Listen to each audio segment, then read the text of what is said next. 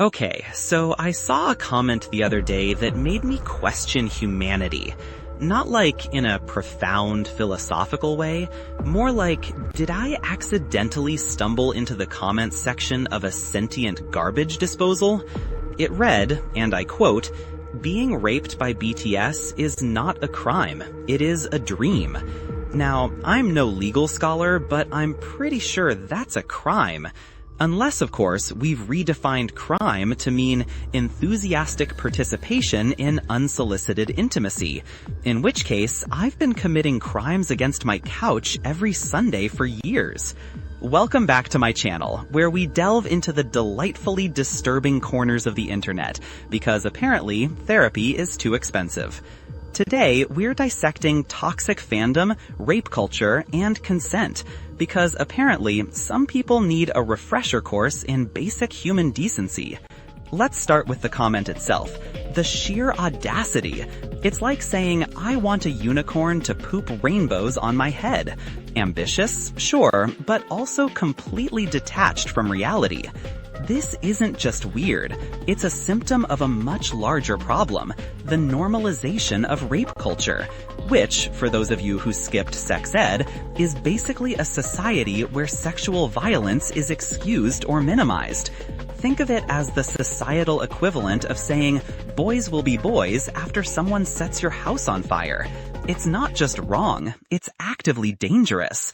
And here's the kicker, the part where your jaw officially meets the floor. This isn't an isolated incident. This kind of twisted fantasy pops up way too often in certain fandoms.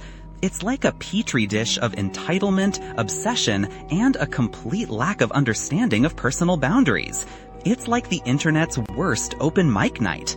So, what breeds this toxic behavior? A healthy dose of anonymity, for starters. Hiding behind a keyboard makes it easier to say things you'd never dream of saying in real life.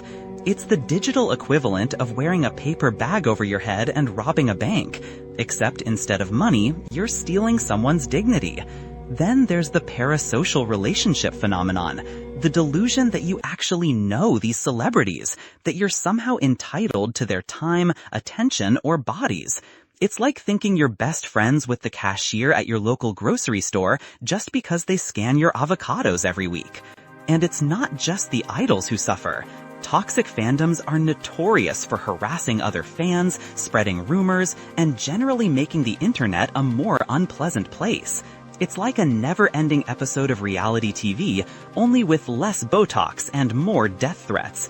A true horror show. But let's not paint all fandoms with the same brush.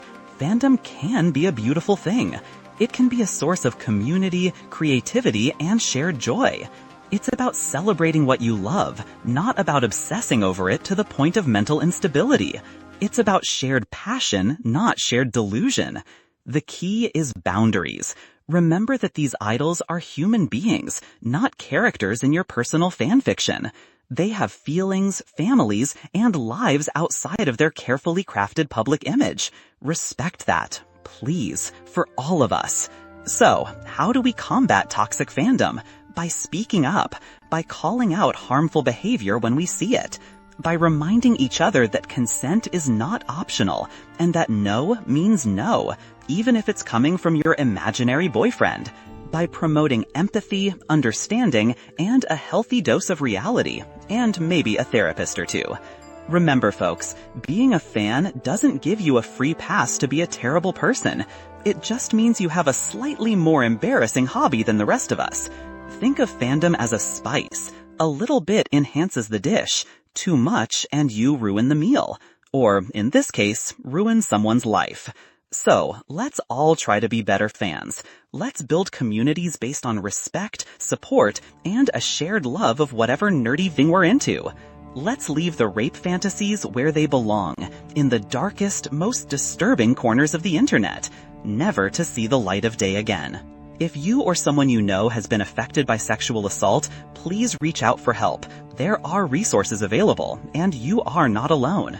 And finally, because I apparently need to say this, raping someone is never a dream. It's a crime. Period. End of discussion. So, if you enjoyed this descent into the abyss of human behavior, hit that like button. If not, that's fine too. I'm sure I'll find something equally disturbing next week.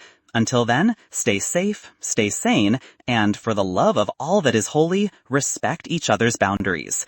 And if you want to join the crusade against internet garbage fires, subscribe. Or don't. I'll be here judging